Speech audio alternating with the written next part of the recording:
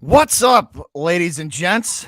I have brought along a guest for episode 33 of the Down the Pike podcast, a first timer to the podcast, not a first timer to the channel, but definitely a first timer to the podcast.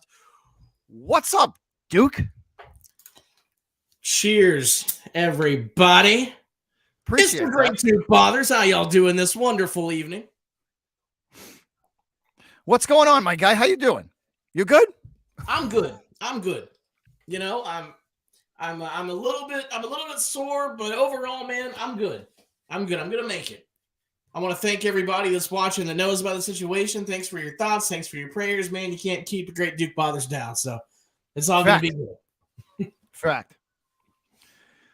So let's just kind of dive right into this. We're the NFL year has officially started, right? NFL year has officially started, and once again, just like last year, we got a lot of movement going on. A lot of movement, a lot of talks, big names could be moving around. Let's talk about one in particular first before we'll dive into the Cowboys and the Pats and some other situations. But there's one I definitely want to get your opinion on. What do you think of the whole Aaron Rodgers to the Jets thing? I gotta admit, I think it's hilarious. I think it's really funny because you get Aaron Rodgers, who comes out, and of course he's a pretty egotistical guy, and he makes a list of players, and he's like, "Okay, Jets, if you really want me to come play for you guys, here's my shopping list. This is my Amazon wish list. So go ahead and get me a couple things off of there, and we'll talk." So here they go, acquiring guys. And I just think now I know it's going to happen. You know, Aaron Rodgers is not what's holding this up. It's the Packers that are holding it up right now. But I do not see a scenario in which Aaron Rodgers does not end up going there. But I think it would be the most New York Jets thing ever if he didn't. As a Patriot fan, I would laugh because it would be a New York Jets thing to do, just to get probably the best quarterback they've had since Namath. And they screw up the deal.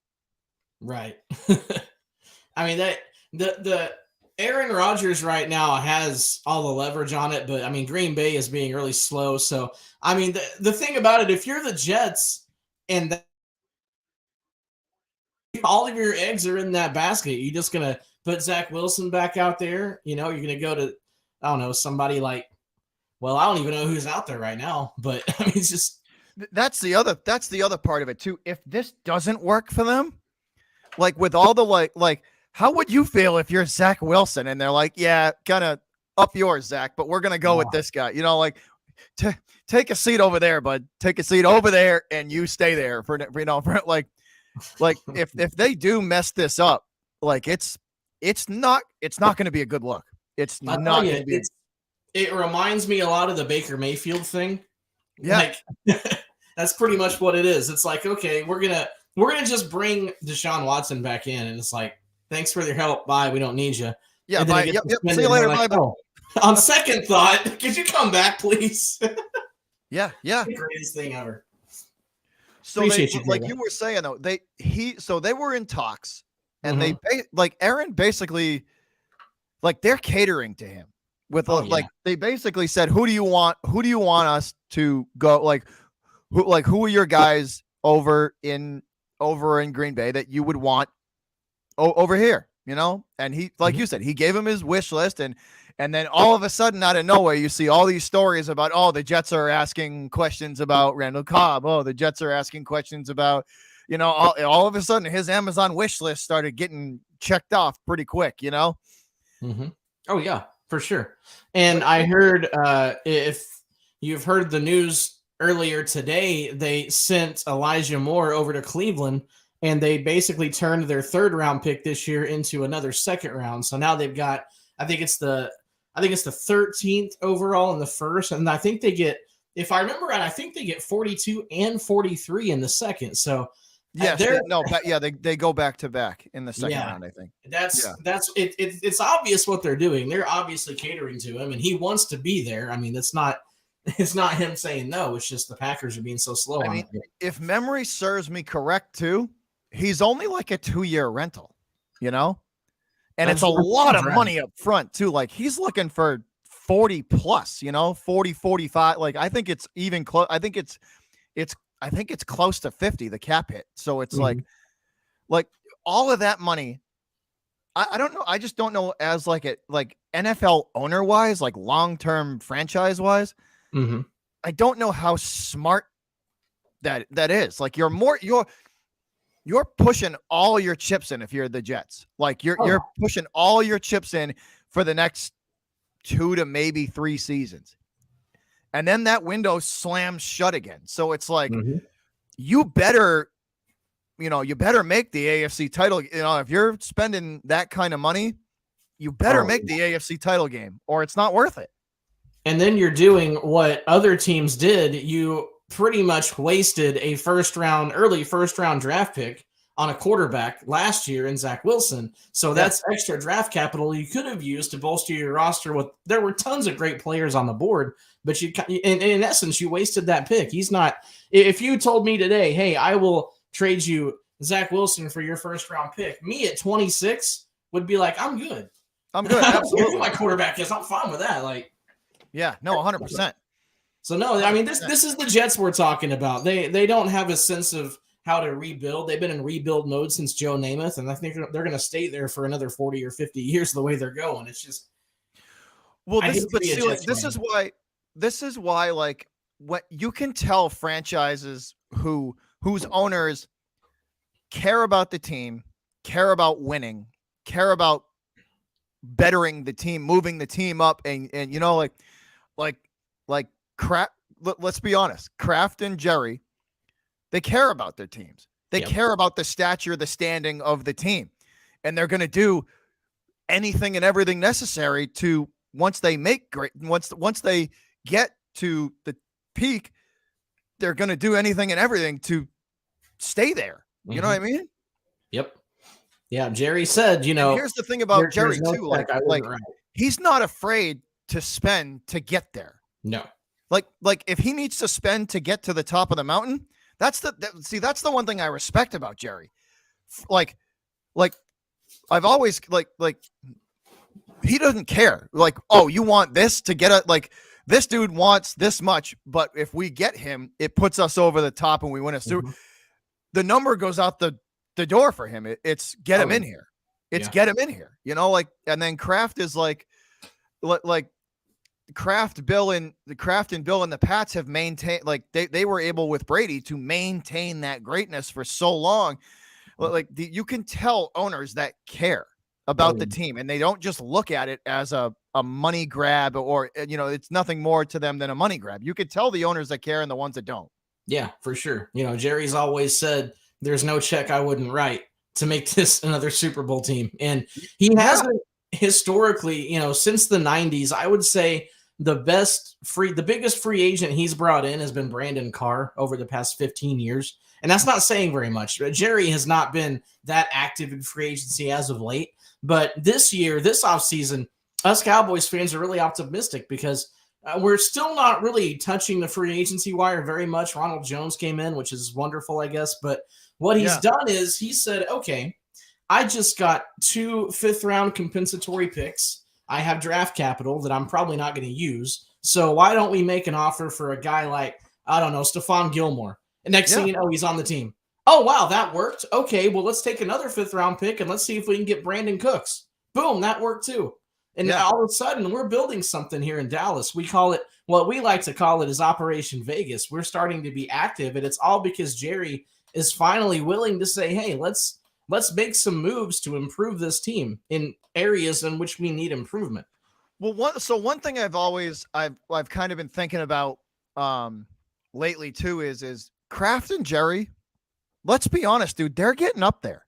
Yeah, they're getting up there. And I personally think the reason why that the Pats and the Cowboys have been as active as they have been in the last couple of seasons, those two, they want one before they check out of this world. They want another one. You know what I mean? Before they go, they want to celebrate another one. Yeah, and I think that might not be the whole reason, but I do think that plays a little bit of a part of it. They want to win one before they go. Sure. It has to play a part in it. I remember when Jerry first bought the Cowboys, he had a press conference, his opening press conference as the owner of the Cowboys. And he said, and this was his quote, he said, "There is no substitute for winning." He said, "We're going to win."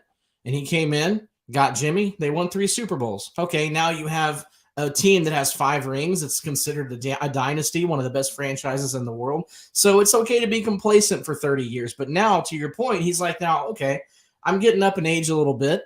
I do things differently than Stephen Jones does. I do things differently than Jerry Jr. does. Let's get aggressive one more time. I think this is his way without saying it. We're going to win again. There's no substitute for winning. And I think, like you said, he's ready to get it done his way before Stephen does it his way. It just seems like it's kind of logical. It's like, yeah, you know what? Like they probably said, him and Kraft probably are looking at it like, we probably don't have much, like we're the owners now, but in the next, I don't know, 5 to 10 years, will they be?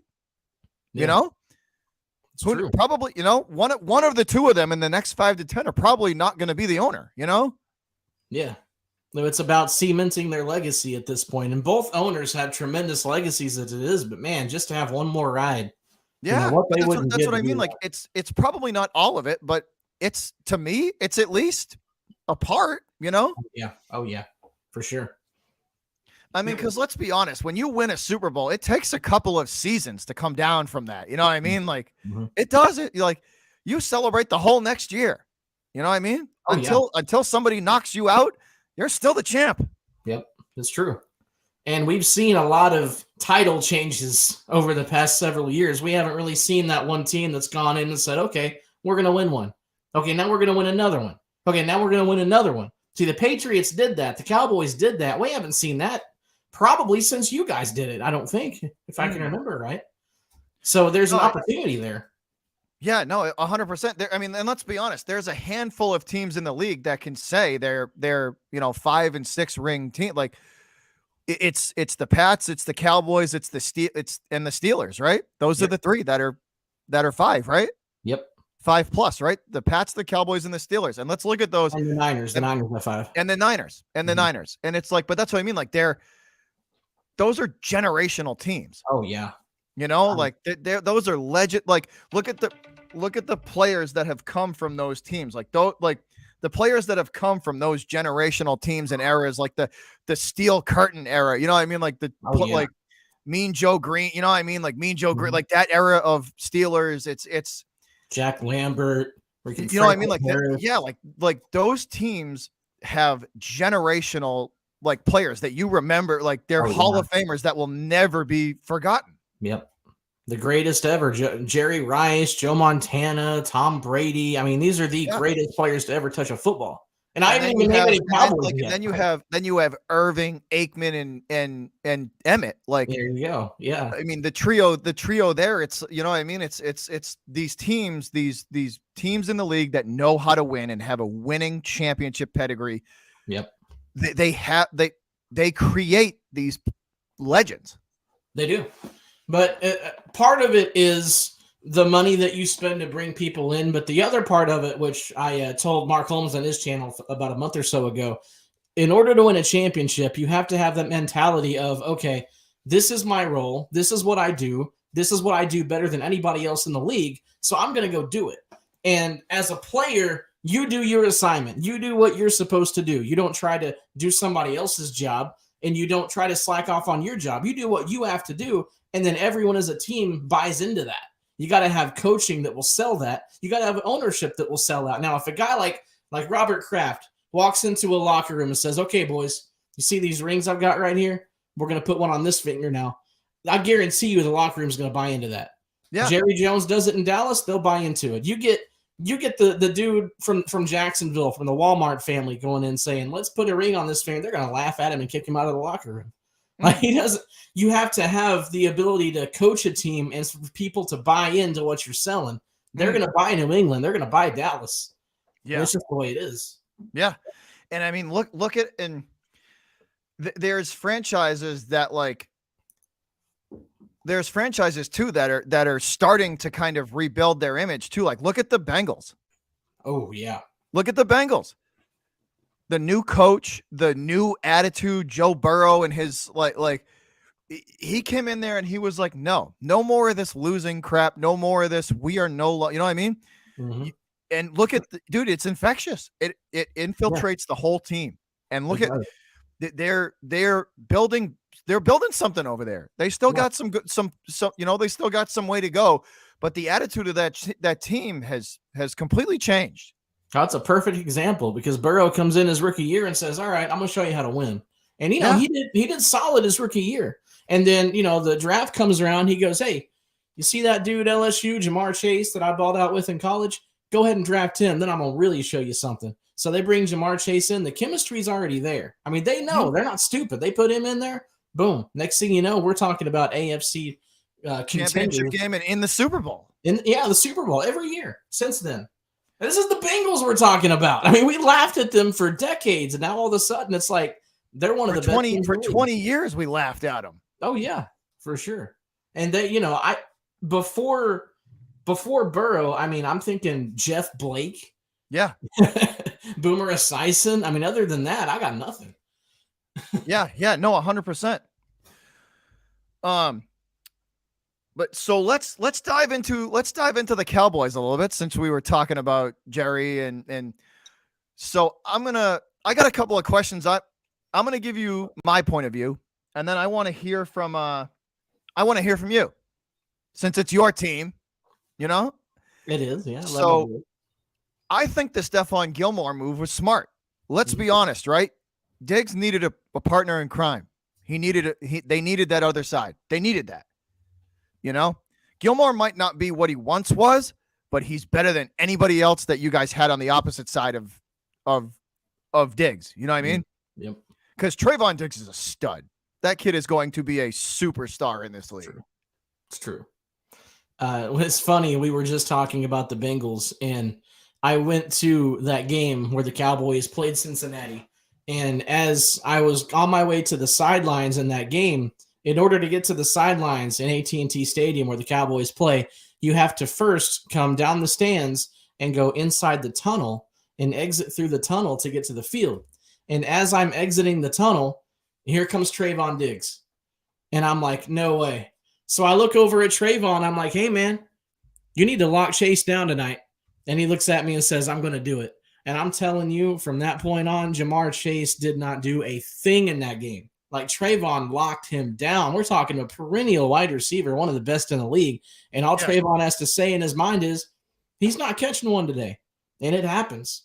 But then on the other side, we have Anthony Brown, who's been a massive liability in my mind. Some people think he's improving. I think he's bad.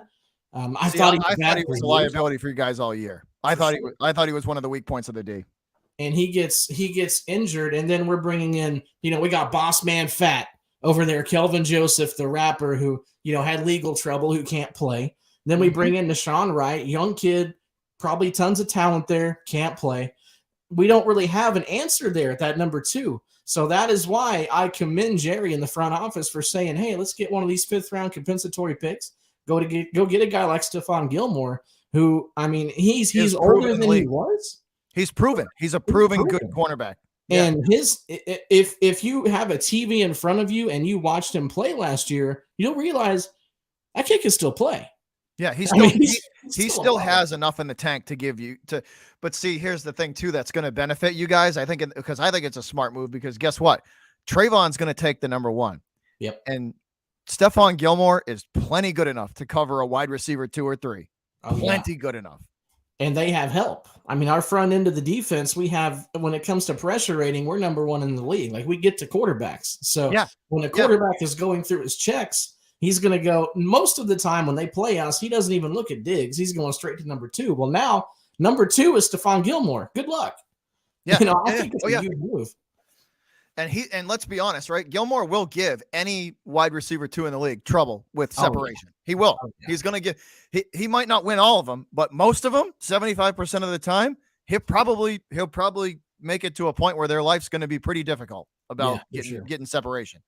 And that other 25%, We brought back Jaron Curse in the safety position, so he'll be back there to help him out, which he doesn't really need that. Trayvon doesn't need that, but we get it anyway, so it's another nice addition. Well, that's what I mean. So you have Curse in the safety position as a blank, just an overall blanket for help on either side. You know what I mean? Yeah. So that was a smart move on their part. I like that Gilmore signing. I thought that was a really smart, football move. Yeah, I loved it. I was ecstatic when it happened. That was a great move. So let's talk about the next one. You hold on to Leighton Vander Esch. He doesn't go anywhere. Like, dislike, what are your thoughts on that one?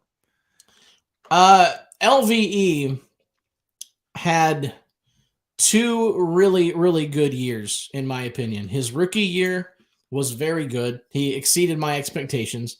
And then last season, before his injury, he was playing his lights out. And I'm telling you, LVE is, if he stays healthy, he's going to have a really good year this year. I was very happy with keeping him. The story around here, like if you listen to Dallas Sports Radio, was you're going to have to pick one or the other. You're either getting Jaron Curse back, who is the quarterback of your defense at the safety spot, or you're going to get Leighton Vander Esch, the Wolf Hunter, the linebacker who's speedy, that goes sideline to sideline and makes plays. But you can't have your cake and eat it too. Well, Jerry said, okay, give me some cake and watch me chow down on it. And now we got both of them. So I love that move too. I did not want to see him go, and I'm glad they're both back for sure. So my biggest, if I'm a Cowboys fan, which my biggest concern, just LVE is incredibly fast. There's not a lot of linebackers in the league that can go sideline to sideline faster than he can. He's quick. Right. He's real quick. Yep. And he's not small either. He's like 240. Yeah. You know what I mean? So that speed is impressive. The only thing that really gets to me is now I didn't look into the numbers of the LVE deal. But he seems to get hurt at the most inopportune times for you guys. He does. That's the only thing that kills you. Like, it's like there could be like you could be coming up like out of a bye next week, and there's like, like you'll have a bye or something, and there'll be like a big divisional game coming up, and he'll get hurt in that game and be out for 3 games. You know what I mean? Yeah, definitely. And that's why, the deal with him this year was pretty cheap. It was a 1 year, I think it was 1 year, $2 million. Oh, that's not bad for him. 1.5 guaranteed for Vander Esch. So you know what? He probably realizes the injury deal his injury kind of history too. He took that to stay with the team. That's what that tells me. He wants to be here. I mean, the whole defense wants to be here. Because what changed, and I'll get back to the linebacking core, but what changed the defense was, for the second year in a row, our defensive coordinator, Dan Quinn, has been getting head coaching offers from teams all across the league. And for 2 years straight, he has said, listen, guys, I appreciate you, but I'm declining all of these offers because we have unfinished business in Dallas. He wants to stay here to coach these guys. And just like I was saying earlier, these guys are buying into what he's selling. So now Vander Esch is like, I want to play for you. I'll take the 1.5 guaranteed and play for you for a year. So that's what's happening here. But if Vander Esch gets hurt, this is why I think we're going to have to go linebacker in the draft later on, just for depth. But is this a PG show? Are we PG over here? I don't know. No, we say what the fuck we want over here. Oh, thank God. Okay, so I want to see more Cox. Jabril Cox is a young LSU kid. I think he was a 3rd rounder from LSU. And when he's on the field, he can make plays, but he's kind of behind in the depth chart right now. But when Vander Esch gets hurt, Cox came in, played really well. We brought back Dante Fowler as well. That's the kid you guys drafted last year, right? Yeah. And I think he was a steal in round 3. So we get him on the field, we can see what we can do there. But we have good depth at linebacker. But Vander Esch, like you said, watch the San Francisco playoff game and just watch him fly across the field and make plays. That's the guy that you want when he's healthy, for sure. But yes, like that's a good upside to money deal. You know what I mean? Like for the upside that he brings to the field and the money that you got him for, that's a good deal. That's a team-friendly deal. Who wouldn't pay $2 million for him? I mean, there's not. Let's be honest, right? He could probably get five or six. He could probably get 5 or 6 from somebody else. You know? Sure. Yeah, linebackers of his caliber are hard to find. But you know what I mean? Like somebody like him with the skill set that he has in the lateral movement. Yeah, he could easily get, I would think 5 or 6 on another team is absolutely. And if he comes out 1 year for $5 million is absolutely in the ballpark. Oh yeah. And if he comes out this year and plays like he did last year, he will get it. I mean, he'll get it next year for sure. Oh, 100%. What is he? So 20, he's 27. He's still young. So I'm gonna tell you what I think of the weaknesses. We'll go weaknesses first for the Cowboys, right? And then I want to hear what you think. Okay. So I think your back end of the D hurt you guys last year a lot. Not the front end. Yeah. Your front end of the D was fine. Yeah. You guys lost some games because of the back end of your defense last year. That was a big one. That's why the Stephon Gilmore signing to me was huge. Like that helped. That's going to take pressure off of Diggs. That's going to take pressure off of, that's going to take pressure off of these guys, the Cowboys, Mike McCarthy having to use these guys that he's not that confident in to cover guys at the end of the game that, that could cost you. So that's one of your back end of the D. And then the other one would be your offensive line because of the carousel of linemen you guys had to use in front of Dak at times because everybody was getting hurt. Yeah. So those are the two weaknesses that I would like. So it wouldn't surprise me if Jerry and McCarthy go O-line at some point, maybe like third round, maybe a third or fourth rounder as an offensive line, some kind of utility lineman, that can play guard or that they can swap, something like that. It's been that way for a while. It's been a carousel at the offensive line, and part of it is we have a lot of old guys out there. I love Zach Martin, but even Zach Martin is kind of regressing now. So, I'm afraid of what we're going to see on the offensive line this year. Tyron Smith is back again, which is great, but we have to have some more youth. And thankfully, we brought in Tyler Smith in the draft last year, which was a great pickup for us. Tyler Biotish was a Pro Bowl center, which blew me away. But we have to go, I think, offensive line in the mid to late rounds at least, and just get some depth there. I'm thinking probably third round. It would not surprise me that if you guys picked like a utility lineman, somebody that could play guard, center, someone that could play a guard or a center or a guard or somebody who could switch, just a utility guy on the line to have. Definitely. And that's, I'm hoping that we can do that. The one thing the Cowboys have loved to do lately is they like to pick up, linemen and say, okay, this guy is really good at guard, but he can also play tackle. So let's make him kind of a hybrid guard and tackle. And I don't like that very much. Like I would rather him, if he's a guard, let him play guard. Let him play the natural position he plays. Yeah. Or, you get a guy like Tyron Smith who went from left to right. It's just like trying to get a pen and write with your left hand. Like it just doesn't work that way. It's hard to do. So I would like to see people play their natural positions a little more and get some youth infused, really.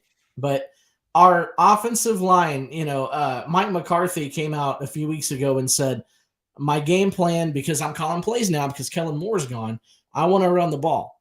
And if you're going to run the ball, you got to have an offensive line to do it. And right now, I mean, if Terrence Steele's not healthy, we're going to have to build some things, and I don't know.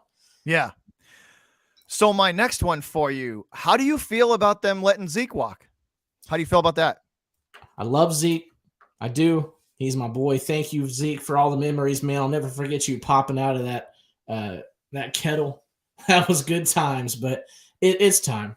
It's time. It's just the best celebration. One of the best celebrations that still makes me laugh was when they cracked. It was the Jack in the Box kettle with Zeke. That was the funniest one I've seen. That was a good one. I'll give him that one. That was a good one. That was one of the best ones ever. I like the tight end whack-a-mole the best. Yeah. That was a good one. That was a good one. Yeah, I mean, he was a stud, but if you look at his highlights, his rookie year, he was doing things. I go back to the Pittsburgh game where he took a screen pass like 90 yards for a touchdown to win that game. He was finding the holes. He was splitting safeties. He was just a monster. That's why we called him Zeke the Freak.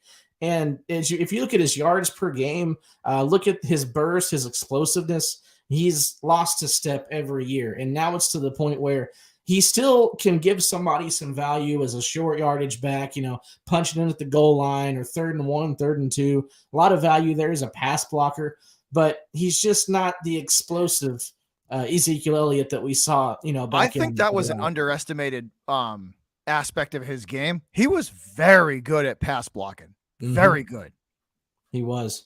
And you can tell the difference when he was in there and Pollard wasn't. I mean, you can tell the difference. There was one game I was watching for Dallas, and Pollard absolutely whiffed on a on a pass block, and he got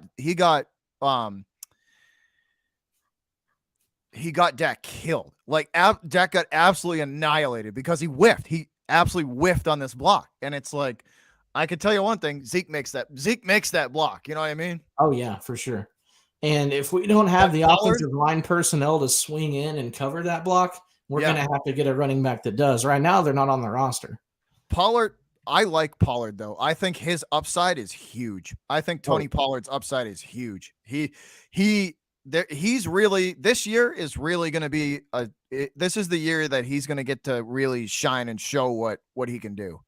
Yeah, definitely. And he will be able to. The only question I have with him is he the 3-down back like Zeke was? He played that while Zeke was out last year, but I really think we need another bell cow running back to come in there and take carries. No, let me answer that. No. I don't he is not a 3. He's not big enough. He's not bulky enough to take, he's not big enough for it. Yeah. Yeah, I agree with that. They're gonna need some kind of big, like, banger, back. Yeah, definitely. And I'm hoping they get one. There's, everyone is talking Bijan, which I could see Jerry doing a Bijan trade like he did the Zeke trade. If he's really all in, he might do something like that and surprise us. But, you get a guy like Jahmyr Gibbs out of Alabama later on, who I think would still be there. He'd be a good pick. I mean, there's all kinds of running backs that fit that mold. It's just a question of, I don't think Ronald Jones is the guy. I think that's a depth move. We'll just see what happens. But we do need to bring in a bell cow back that can at least pass protect, and take some of the wear and tear off of Pollard. So let's go weaknesses now. In your opinion, what do the Cowboys have to take care of? What do they gotta? What are the biggest weaknesses that the team has right now? This isn't necessarily a go out and get somebody weakness, but this is my main concern with the Cowboys heading into this year. We are only going to go as far as Dak Prescott will take us. And we see. So is that a vote of like lack of confidence in Dak, or what is that? It's on his good days, he's top 5. I mean, I don't care what anyone says. On a good day, Dak Prescott is one of the 5 best quarterbacks in the league on a good day, like on a Tampa Bay Buccaneer playoff day. But when Dak is bad, he's bottom 10. I mean, the inconsistency is mind-boggling with Dak Prescott. And this team will only go as far as he takes us. Our defense last year won the San Francisco game. We gave up 19 points on the road to a team with Deebo Samuel, Brandon Ayuk, George Kittle, the dude from Carolina, Christian McCaffrey. Yep. We give up 19 points on the road to that offense. You win in the playoffs if you do that. But the interceptions, the bad reads, trying to fit the ball into tight windows, making throws that just don't make sense. It's the things like that are what cost us a deep playoff push this year. And our defense being set, we're bringing in weapons. I really think that Dak is, I wouldn't really necessarily say weakness, but he would be the reason why we didn't make it any farther than we did. Other than that, offensive line, like you said, I think is probably my biggest concern, just getting depth, because we tend to have really bad luck when it comes to injuries on the offensive line. So bringing in some reliable playmakers would be good. And wide receiver, wide receiver is, I think Brandon Cooks coming in helps a lot. I think he fits what we need, but I wouldn't be surprised if we went young as well. I mean, we can't just keep bringing in guys like Brandon Cooks and T.Y. Hilton, guys that have been – Brandon Cooks was the second most traded player in the league. Yeah. He's been everywhere. All over the place. So there's a reason why. There's going to come a point where we're going to have to say, hey, listen, this bargain bin's not going to work. We need to go out and get us another CD or go get us another I think we're finally figuring out that trading Amari Cooper away for a 5th or a 6th was a bad idea. Was a bad idea. Yeah. It was a bad move. And that was a Jerry move. I know why he did it. It was a Jerry move. He shouldn't have done it, but we've been paying for it ever since. But that would be my estimation. We're going to go as far as Dak would take us. That would be my best answer for your question. Nice. Let's pause for a sec. We got to give a shout out to the chat. What's up, Texas Hockey Cards, Andrew Estrada, Greg, Enzo, J Baby. Hey, back to everybody listening, guys. Appreciate y'all for listening. The kiddos, J Baby. Hi to everybody listening along. Appreciate y'all. Me and Duke always appreciate you guys. Cheers, Jay. Good to see you. We were just talking about this. It's good to see you again. How you doing? Greg, I appreciate you. Hope you're doing well. Enzo and Jesse, what's going on? Cheers, everybody. Much love to you. So let's get into the Pats a little bit. And the AFC. So it seems like the AFC East is just trading players because the Miami Dolphins tight end Gesicki ends up on our team. Damian Harris ends up on the Bills. You know, and that's so. We'll start with the Patriots. They lose Jonnu Smith, who they paid like $19 million to, and they just cut bait and let him walk. That one kind of shocked me, but they get a guy in. So the thing with Jonnu was he the best pass catcher on the planet? No, he was not, but he could, but he was an exceptional run blocker. And what do the Patriots do with the football? They run the ball, right? Let's be honest. They run the football. And our tackles were not good last year. So they needed a guy who could block on the edge. That was Jonnu Smith. So they get rid of him and they bring a guy in who is ranked 28th in run blocking, Mike Gesicki. Like, that's concerning to me because we run the football. We don't usually throw it. And we already have a tight end in Hunter Henry. So unless they're planning on drafting 2 tackles in the draft, that one kind of made me scratch my head a little bit. What do you think about that? I'm with you. I think that the Patriots are probably, if I were you, I would go left tackle with 14th. Your guard and your center depth is decent, but it needs a little bit of work. I think that your main option is James Ferentz there. So maybe you can move,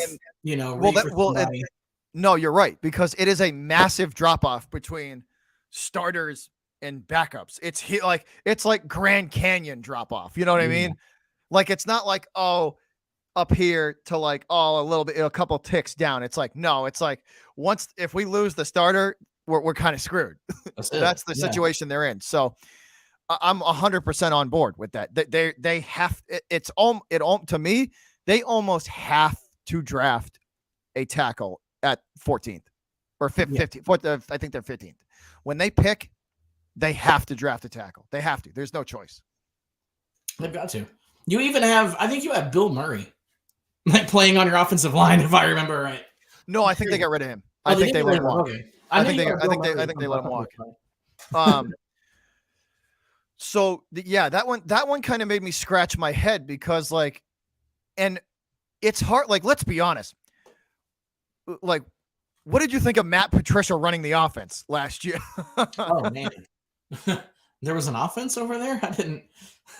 But yeah, so it's like you have a defensive coordinator who's done nothing but defense for 20 years, and you have him running the but it's like, so it boggles my mind that they gave up on Jonnu just after that one, knowing the situation. Like I would have fully expected Belichick to give him this year and see what he could do with a real offensive coordinator in place. You know, I was kind of shocked that they just, especially $20 million, they had to eat that $19 million that they paid him. They just had to eat it. Whew. So it's like, that hurt. You know what I mean? Big time. Yeah, that definitely hurts.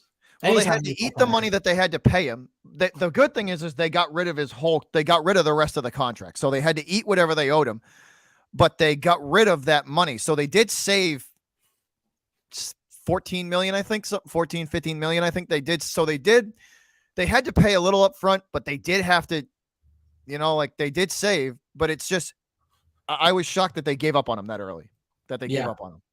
Yeah, I would be too. I could definitely see that. That's a lot to eat. So the next big one was that Damian Harris was a free agent, and Bills like didn't waste any time. As soon as he was grabbed day one or day two, like he was quick. They were probably in negotiating terms with him well before. I did, man. But the Bills actually have a running game now. Like they actually have a back that can run the football with authority. Yep. And that scares the crap out of me because what have they been missing for years? A running game. Since Thurman Thomas, they haven't had a real running back. Right. And now they do. LaShawn McCoy was decent for a little while, but I don't think it's this level. No. Not quite. So that, if they put a running game in there with that offense as it is already, that should be concerning. And especially for, the Patriots, I believe you've brought back pretty much your entire defensive line. Almost everyone. Yeah. And I think your edge defenders are what? Judon and I can't remember the other one. Uche, was it? Is that your edge guys on the defensive line? Josh Uche. Yeah. So I don't know. I'm not familiar with those guys that much. I've heard of them. I know their names, but I don't know, what your confidence level for them is. And I think you also brought back pretty much your entire linebacker core too. If I'm not mistaken. There's a couple that still haven't been signed, but see, I was going to ask you too, because like one of my biggest concerns, the linebackers have been terrible for them for years, for 3 seasons now. When you guys played us, where did you beat the hell out of us? In the middle of the field with Dalton Schultz. And you know what I mean? Like you beat the hell out of us in the middle of the field. Yep. With the crossers, with CeeDee Lamb, like Dak lived in the middle of the field between the hashes. He ate us up. That's how you guys scored your points. The linebackers for the Pats have been bad for a while. They've been bad. And it's a detriment to Bill though, because Bill looks for linebackers that are hard to find. He looks for linebackers like Micah Parsons, the guys that are versatile, that can do multiple things. Is Parsons the best cover linebacker on the planet? No. But can he do it if he's asked to do it maybe 4 times a game? Yeah. Oh, yeah. We've seen it. Yeah. He can do it, right? But let's be honest. Those type of guys, you got to pick top 15 to get at. You know what I mean? Definitely. And when have the Patriots ever picked top 15? Like in the last 23 years, it's been like twice, Yeah. So it's like, that's the tough spot, is the guys that Bill likes at linebacker are usually well off the board before we can pick. And if you want to fix your linebacking core, that's going to have to be how you do it. You have to draft the young guys. Yeah, that's how you're going to do it. If you find linebackers in free agency, even after roster cuts, when we get down to the 54, you're going to find players that for whatever reason didn't cut the mustard on another roster. And so now that's who you want to bring into yours. I've never been a fan of that. I've never been a fan of poaching other teams' practice squads or looking at 54-man roster cuts, because I would rather have a young guy in the draft or someone who maybe I would rather have a question mark than have a guy that we know didn't make it with, Minnesota. Yeah, a question mark with a possible high ceiling. Exactly. Yeah, I would much rather have that. And that's what, if you don't draft somebody, that's what you're going to have to do. But 100%. 100%. That, the linebacking core, I would say probably is one of the weaknesses, but the biggest area of need I see, and this is just outsider looking in, would probably be your corners, your secondary. Jalen Mills got out of there, I believe. So no, he cleared waivers. They brought him back. They did bring him back. I didn't hear that. They're going to play him as a safety. That's the thought. They're going to because Devin McCourty retired. They're going to play him as a safety. I got you. Okay. Because naturally, when his like natural position is safety. Okay. Like high school, college wise, his natural position is free safety. So I think their plan was, let Jalen test the waters, and if anybody grabs him, they grab him. Great, but if they don't, we're going to put him back. We're going to put him as a safety. So, I think he's going to take Devin McCourty's spot as a safety, and we already have Kyle Duggar, the young kid. Yeah. So, I think between the two of them, I think that's going to be. I think that could be a really good mix. But I agree with you. The secondary is a question mark. They're either going to be like they're a question. The funny part is there's a lot of question marks on this team. Right. Like, there's a lot. Yeah. Because like let's be honest, right? Since Brady left, they're struggling. They're struggling to kind of find their way. Oh yeah. Ever since Brady left, they're struggling to find their way. There's a question mark at Mac Jones. Is he going to be good? We saw how he played last year. Everybody got to see how he played. Played terrible. It was on display for the whole league. Like for the whole, like the nationally televised games that he was in, he didn't play good. He didn't. And honestly, everybody's like, oh, the Minnesota game on Thanksgiving. No, that was a terrible game. He played bad in that game. He did not have a good game. No, not one bit. And and here's the thing, right? You bring all of this stuff, like they're spending like crazy the last 3 years. Like they're spending. And what like Kraft and Bill have not spent like that in years, right? Right. And to spend like that, and then you don't have your air quote franchise guy like live up to the hype, that means you got to punt and try again. Yeah, definitely. And that's I hope that you don't have to. And I'm in the minority. I'm kind of a Mac Jones apologist. When I was watching your team last year, I don't know your team as well as I know mine, but I couldn't have named a receiver on your squad if I didn't turn the TV on and watch you. Like I did. I just didn't know anybody. Now, getting Juju, I think, was a pretty good move for you guys. I think you might be able to come in there. One of the things that he's really good at is yards after catch. And what was Julian Edelman good at? Yards after catch. You know what I mean? Yep. It's one of the big predecessors of the offense. Like yards after catch are huge with them. They're huge with Bill. It matters. If you're a yards after catch guy, Gallup is a yards after catch guy. Yep. CeeDee Lamb, a yards after catch guy. Those guys make pretty good livings in this league. Guys that get yards after the catch are the ones that get paid. You know what I mean? Yeah. Yeah, they do. And those are guys that you need. Yards after catch guys. I love Ramondre Stevenson. He's an Oklahoma Sooner. I love Ramondre Stevenson. I think he's a great baller. You need playmakers that are going to help you maintain possession longer, get those yards after the catch. Your offense was 26th in yards per game. You had the fourth fewest passing touchdowns. Yeah. I think you were tied for the most interceptions in the league. We were one of the worst offenses in the league. One of them. Yeah, so it was bad. Your entire top to bottom, your entire offense desperately needs like an infusion of talent. And I think that, again, Ramondre, I have all the faith in the world in him. Bring in a receiver like Juju that can get that yards after the catch. Now you're going to, I would say, go with another one. See if you can get, another receiver maybe later in the draft.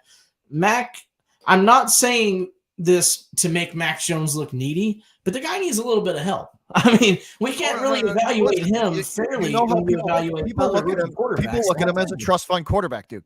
They look at him as you know what a trust fund quarterback is, right? Oh yeah. He needs all the help in the world to be good. But and to his credit, I've had conversations like this with all kinds of fans. Look at the greats. The great quarterbacks have their number one or their number two. Even this year.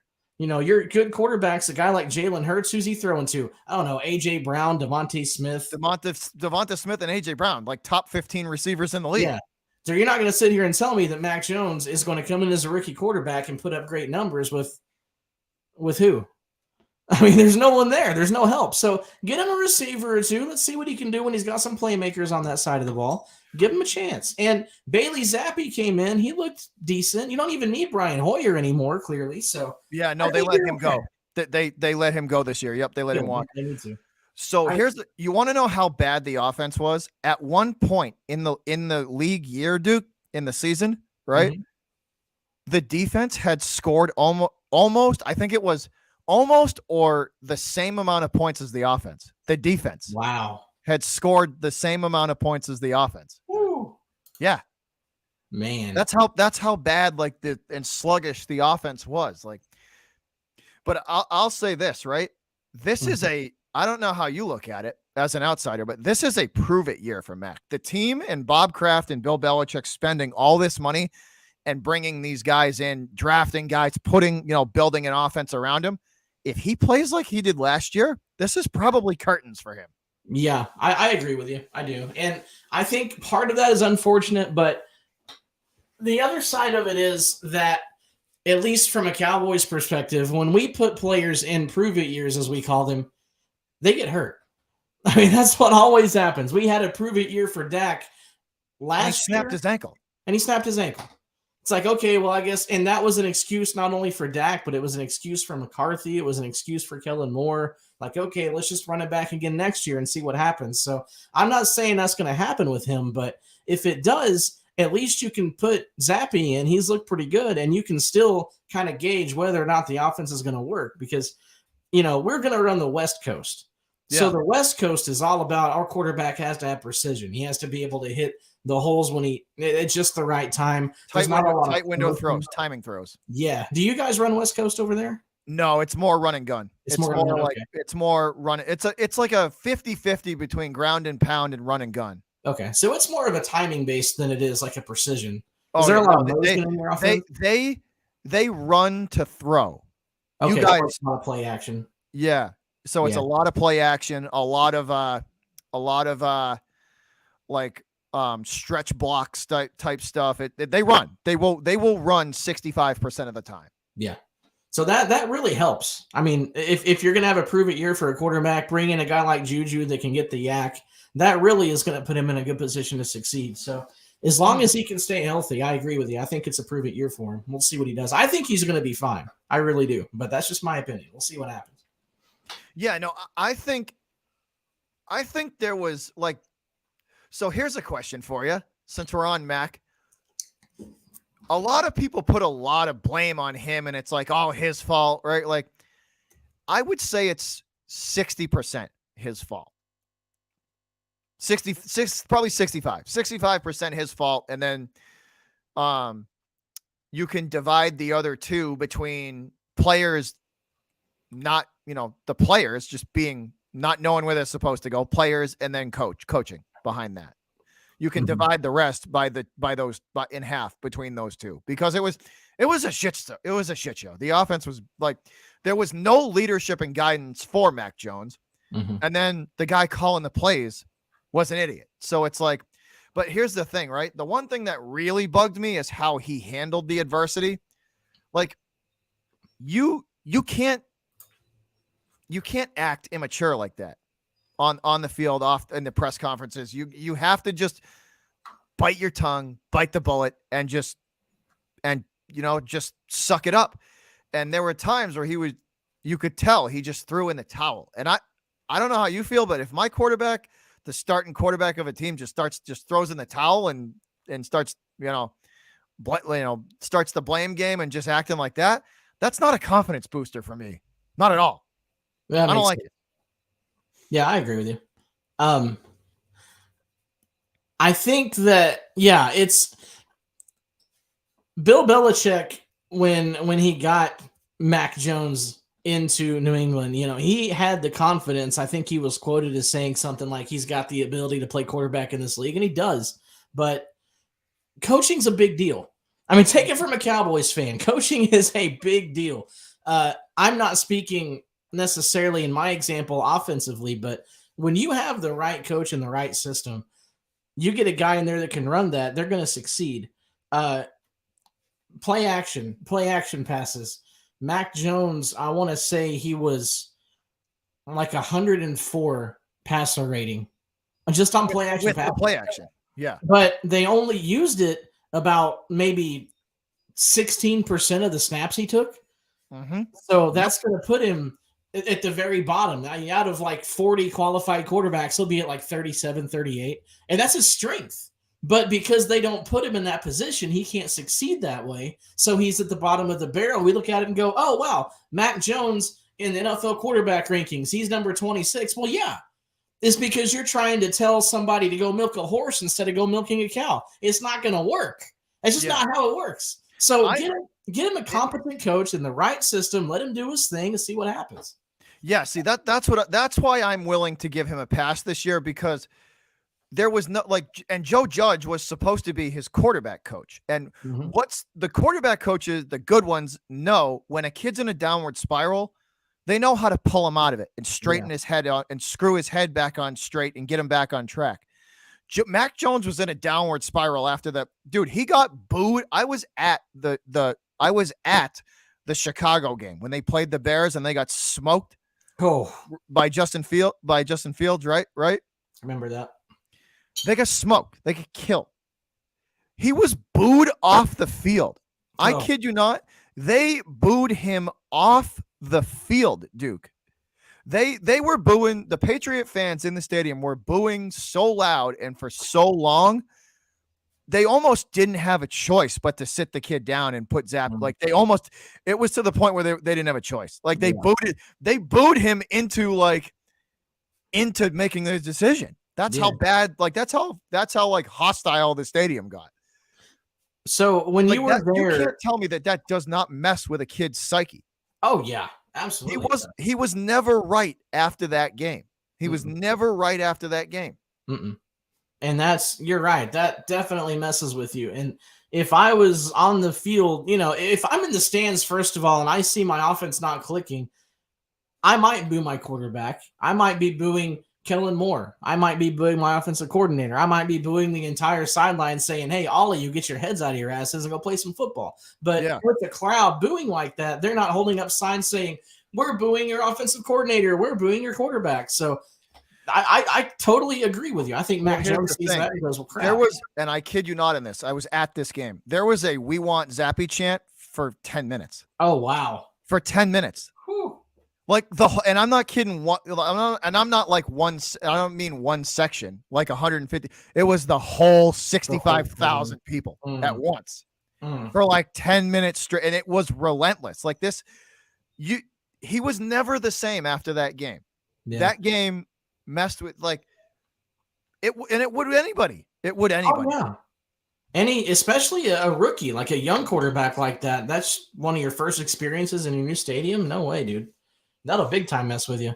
So if that tells me, like, when my contract's expiring as a rookie, I'm gonna look back and say, man, you know what? Maybe I don't want to stay here. Yeah, you better be giving me some money. So he's got incentive to say, all right, let's get in the right system. Let's bring in a Juju. Let's bring in, people to help me run my offense. Are they gonna make it Mac Jones's offense, or are they gonna make it, Bill's offense, or whoever the coordinator is? See, I think they're trying to make I think they're trying to get it to where, remember how Alabama with Mac Jones, with Jerry Jeudy and Devontae, they ran that run and gun style offense. Yeah. So I think Juju and it wouldn't surprise me if they're going after Jerry Jeudy to bring those two back because they know each other. You know what I mean? So I think they're going to try and bring what they had in Alabama with Mac to his comfort zone. They're going to try and put him right back in his comfort zone and see how he goes. And Bill O'Brien knows him better than anybody because he worked. What they need to do. And if they do that and he succeeds, which I believe if you really do that, that's the route you go. I think he succeeds there. And I think when he does, he's going to look back on that moment. He's going to say, okay, you want me to stick around? I'm a quarterback. I'm young. I'm winning games for you. Give me the bag. Absolutely. If he balls out this year and he plays to the potential that a lot of people think he can, because let's be honest, Mac's one of those quarterbacks where if you give him time in the pocket, he can work. Yeah, he can work. Yep. He's responsible with the football. He doesn't throw a lot of, he's responsible with the football. So it's like if he has time to throw and to diagnose a defense, it's going to work. It is. And I think it will. I think you're set there. And again, I love Ramondre Stevenson, so you're set. I really think you are. I'm a huge fan of him because not only can he run downhill, and let's be honest, he is not a side-to-side runner. That dude is a freight train. You just take the brake off and let him go. You know what I mean? But the other aspect of his game is the wheel routes. That dude is in the passing game. He's got hands. He can catch. Yeah. Like you sneak him out on a wheel route and let him work. Like he's a nice hybrid of like a banger running back if you need him to run between the tackles, or if you need him to catch a wheel route or to catch a ball in the flats and go, he can do that too. Oh yeah. That's how Oklahoma used him. They used him for both. That's exactly right. They threw to him and they let him run between the tackles. He could do both. And he will. And he's been successful, and that's the one positive I think going forward, is that in your skill positions, even with Juju, you've got young talent. Yeah. You know, you've got a team that can grow. Now they're gonna bring in some guys to try to make it work, but this is gonna be a really telling offseason for you, a really telling training camp, and even I would be interested in seeing the preseason and just see how these players come in and what systems get developed. You're not going to see anything really crazy during the preseason, but you're going to see kind of the groundwork, the foundation for what your offense is going to look like moving forward. And so that's going to be the time where your team is really going to form, and the guys are going to come in. They're either going to make the roster or they're not. And they're going to come in and they're going to do what needs to happen for Mac to be successful. But my question to you would be, let's say they do that. Let's say that they do bring the Alabama offense to New England, bring it to Mac Jones. He's doing good. He's clicking. Next thing you know, like I said, something happens to him and Zappe has to come in. Do you think Zappe just picks up the ball and does what he did last year and just rolls with it? Or is there an off there at all? What do you think? So one of the things that's kind of I want to say maybe not concerning, but just very interesting to watch. And I think Pats fans should keep an eye on this. Bill isn't like the Lamar stuff. Lamar Jackson is still tied to New England. Oh wow! They're still saying Lamar, like New England is a wild card. Wow. They're still saying the Patriots are a wild card for Lamar, or a wild card to go out and get a veteran quarter. Like they're still saying that the Lamar Jackson rumors in New England have not died yet, which is something to watch. And usually in situations like that in the past, what does Bill Belichick do when he's asked about that kind of stuff? Right? He says, "We have our guy. We have our guy. That's not a concern to us." Right? That's what he does. He goes, "We have our guy. That's not a concern to us. We're not worried." Right? Right. Not once, Duke, has he ever committed this offseason to say Mac is the guy. Not once. Wow. So I think there's been some closed door meetings basically saying to Zappe, between Zappe and coach, that I want you to play your ass off. Like these reps matter, because the starting job isn't 100% yet. True. I don't think he's fully sold on Mac. Wow. I don't think Bill is fully sold on Mac Jones yet. Wow. Which is scary,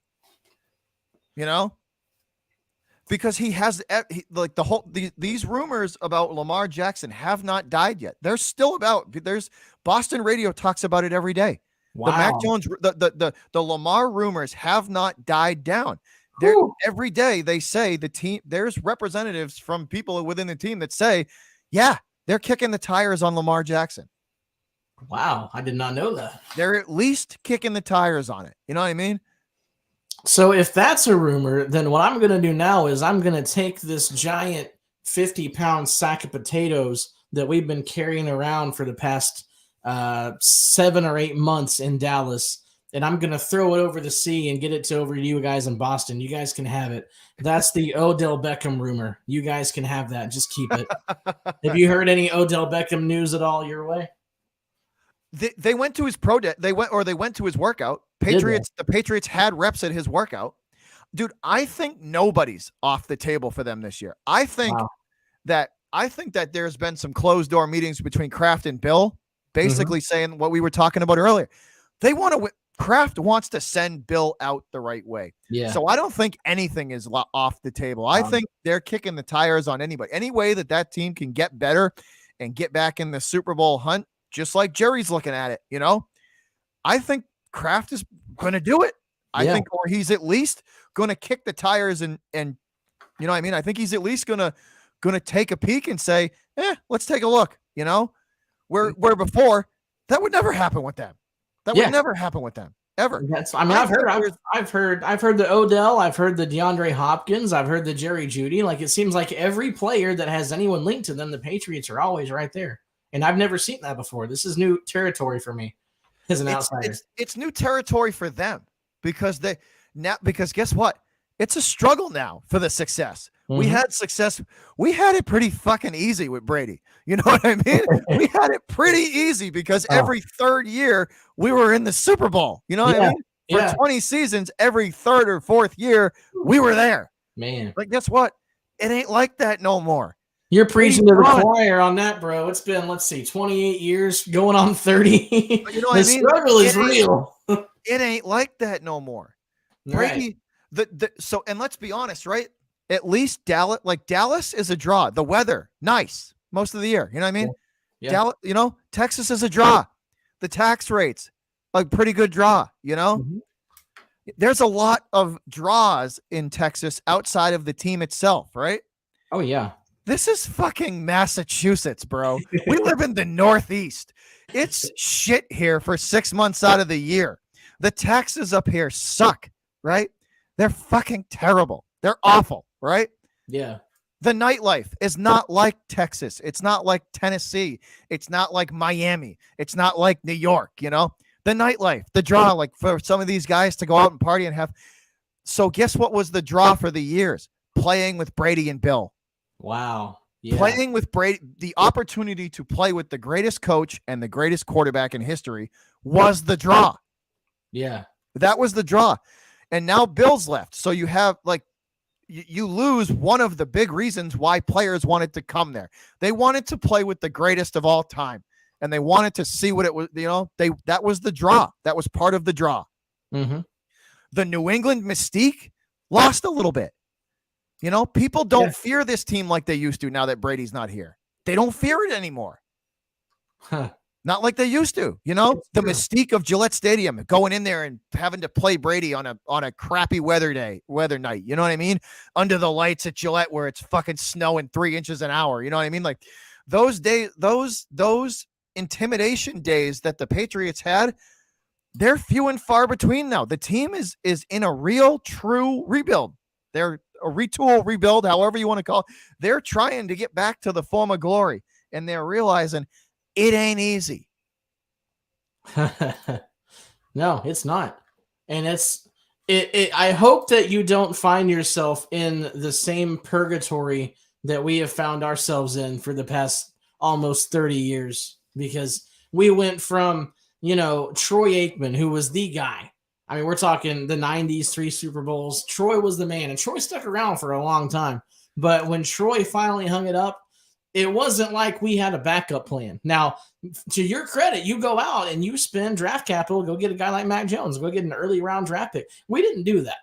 I mean, we were like, okay, let's see. What can we do here? Clint Sterner, Chad Hutchinson, Ryan Leaf, Quincy Carter, Anthony Wright, all of these guys. The Brad Johnson, what was that dude's name? Kyle Orton. Did I say Vinny Testaverde already? Drew Bledsoe. Drew Bledsoe, and Drew Bledsoe. So this is hilarious. A Cowboys fan and a Patriots fan talking about this. So I went to a game in Irving, Texas at Texas Stadium, and Drew Bledsoe was the quarterback for the Dallas Cowboys. And I remember this purgatory. We were like the Cleveland Browns for the longest time. But Drew Bledsoe, before hold on. Shout out to J Baby for the Raiders and the Tuck rule. Appreciate that for starting a dynasty. Just throwing that there out we there. go. There we go. If you're still listening, appreciate that. Thanks a lot. Much appreciated. Snow game. Yep, perfect. You bastards. So at this time, before this game took place, Drew Bledsoe was actually leading the league, I'm pretty sure, in Pro Bowl voting. He was having a massive year as a quarterback. And so I'm like, hey, I'm going to go down to Academy Sports, go grab me a Bledsoe jersey, because he wears my number. My number is number 11, always has been. So I grabbed me an 11 jersey with Bledsoe on the back. I spent $100 for it, stitched up, nice jersey. All right, cool. We're set. We're geared up. Let's go to the game and see Bledsoe win it. So we get in there. It's against the Giants. And Bledsoe's trash. He's bad. He's like straight garbage, right? And I'm like, well, this was the worst investment of my life. But don't worry. He's going to come back to it. He'll come to his senses here. We'll be fine. And then out of nowhere, it's like the heavens opened up.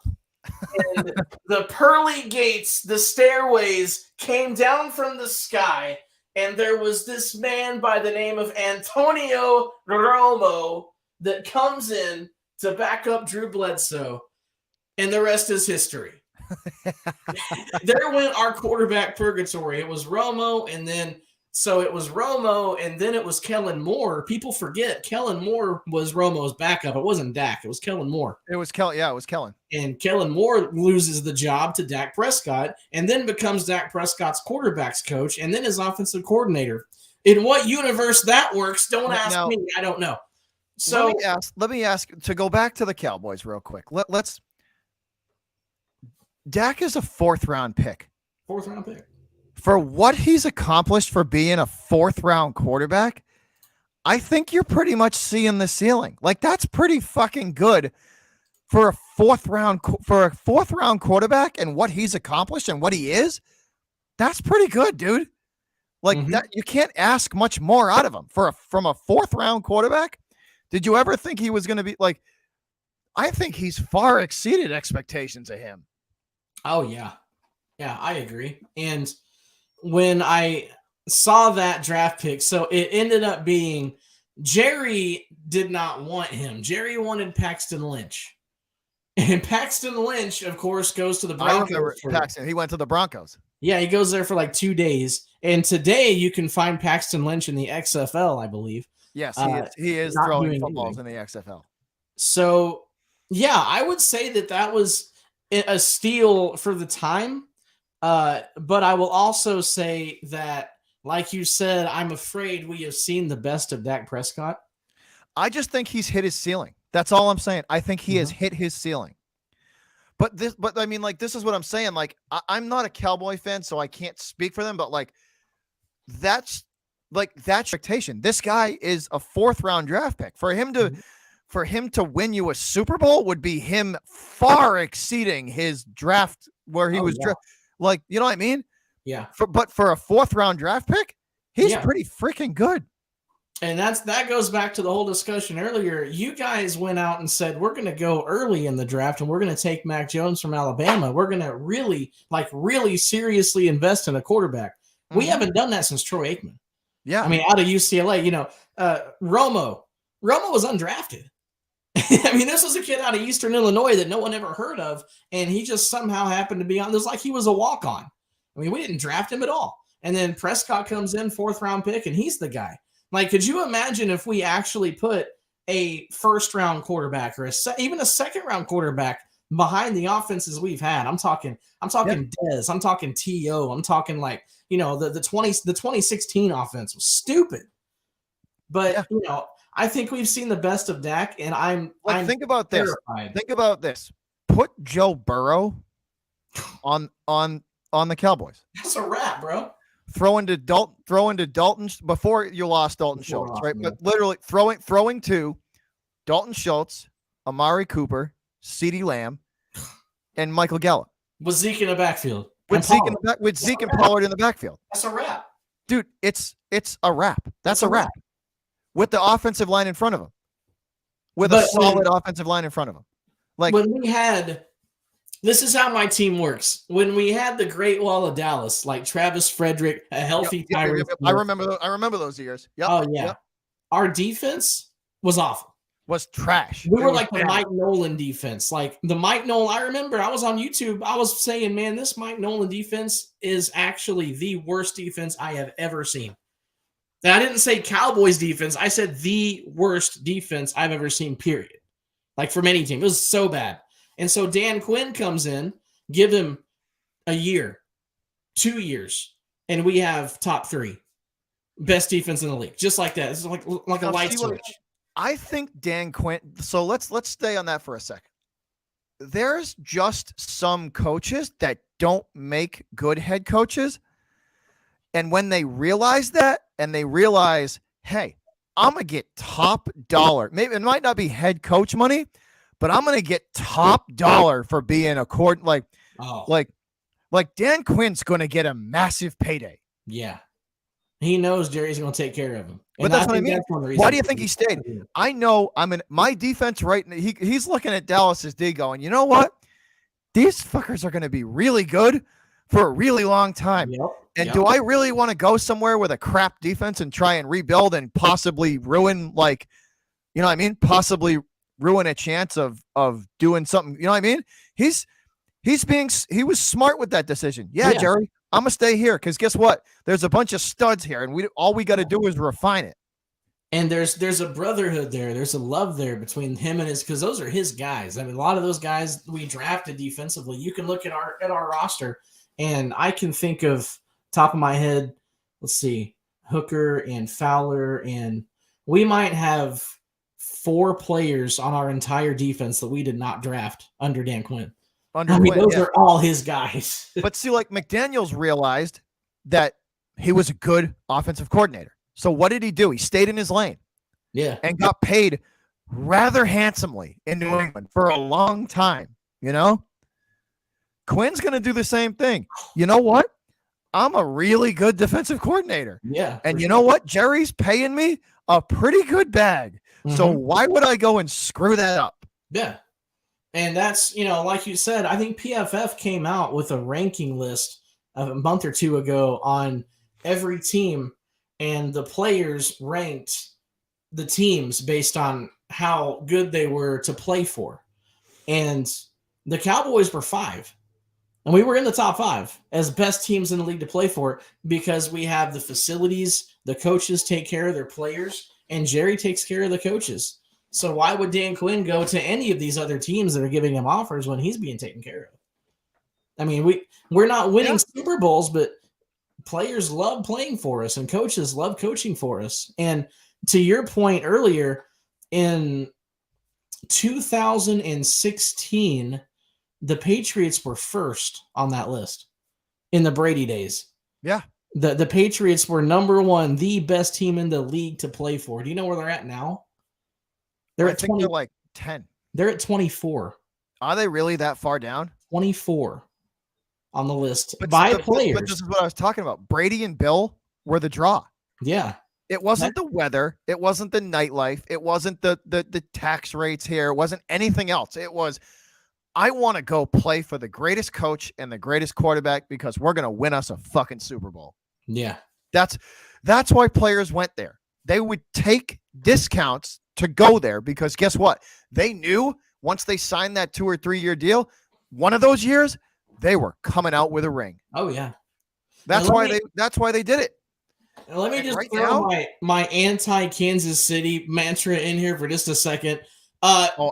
Listen, me and you hate the Chiefs the same. Go for it. Viewers of B-Town Breakdown, my name is the Great Duke Bothers, and there is no individual human being on the planet who hates the Kansas City Chiefs more than I do. And let me just say that on the list that we're discussing, best teams in the league to play for, your Super Bowl champions. I think they're like last. They're 29. Yeah, they're like next to last. Yeah, 29. You are the only team in the league that when you're on a road trip, you make your players share bunk beds with each other. Like, this is so trashy. They have, for their locker rooms, they have bar stools, like wooden bar stools. I used to work for the St. Louis Cardinals. The clubhouse was leather couches. It was refrigerators everywhere, nice music, great atmosphere, great place to just enjoy it, hanging out and playing for somebody. Oh yeah. So to your point, when the Patriots had Brady and they were successful and they said, listen, come out here, let's win a ring, they bought into that. And so they wanted to play for you. And that culture made you the most appealing franchise in the league to play for in 2016.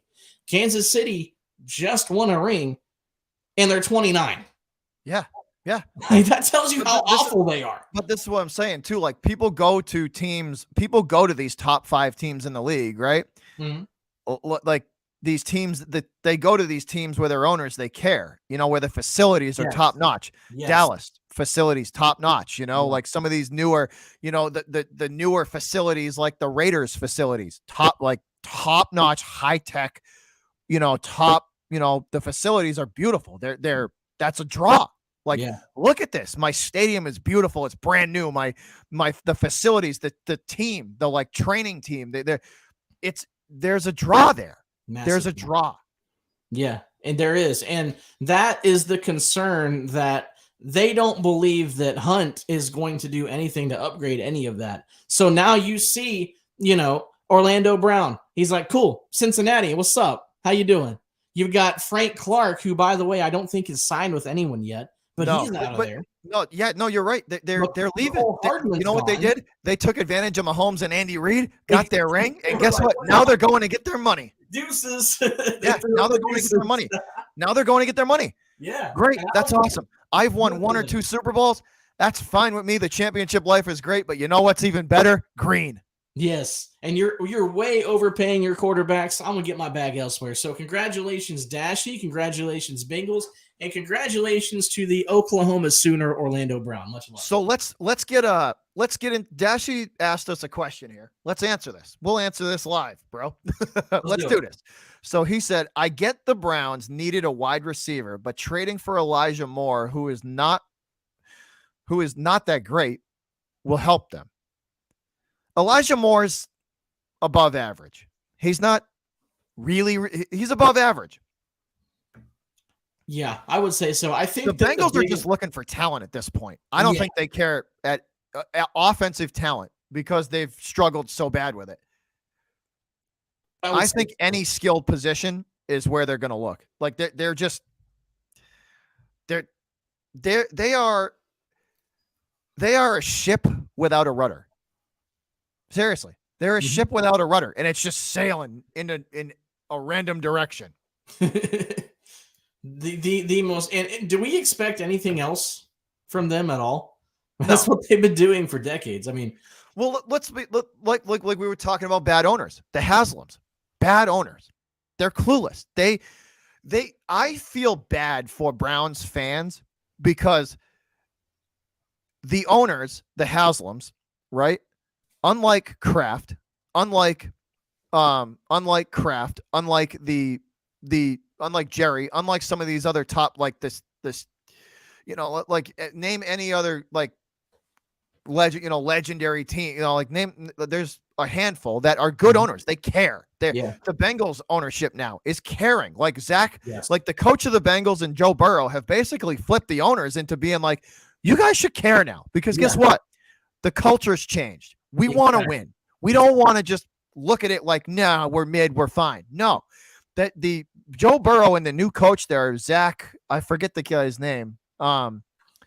They've changed the culture. So it's these the Haslams don't care as long as they're making money. That's all that matters to them. Mm-hmm. The record of the football team, because let's be honest, the owners don't the record of the team itself is only part of the money. The stadium revenue is only part of how they make money.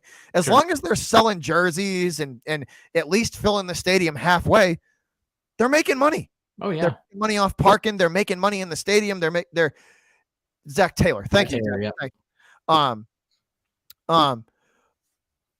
But that's there's owners like the Haslams, like the Johnson brothers over in New York.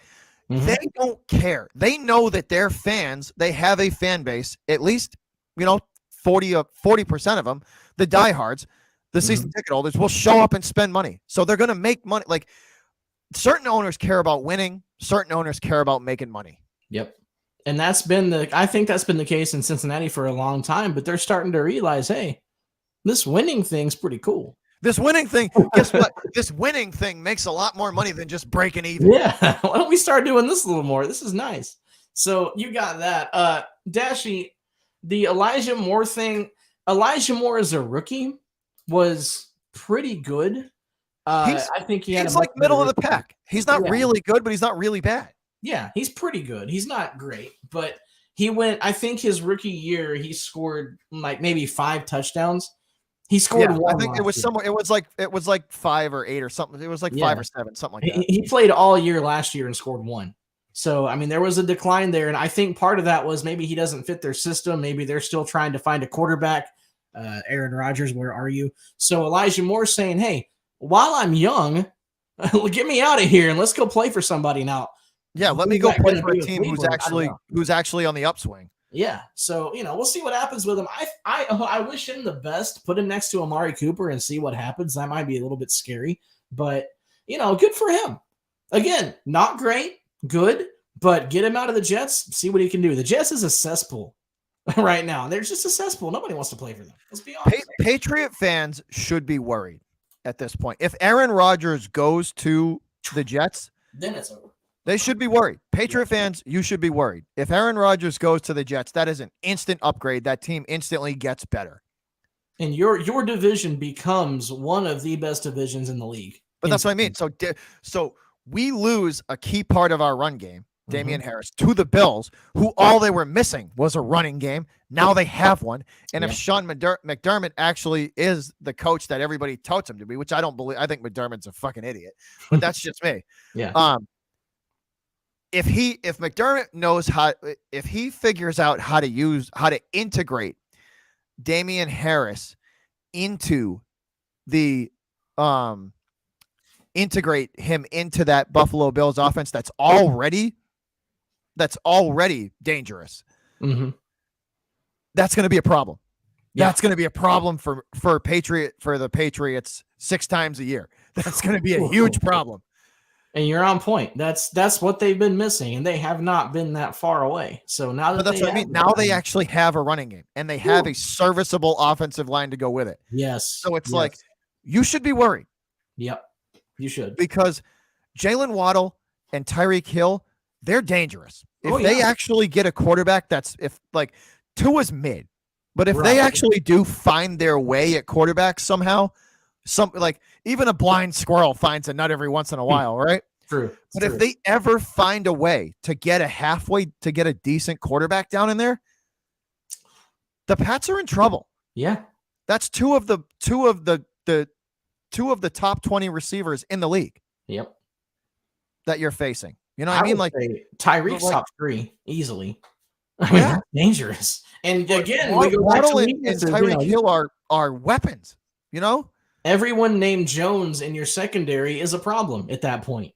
Like you got to bring somebody in to help. It's that's what I'm saying. Like the AFC East is not far away from the Pats.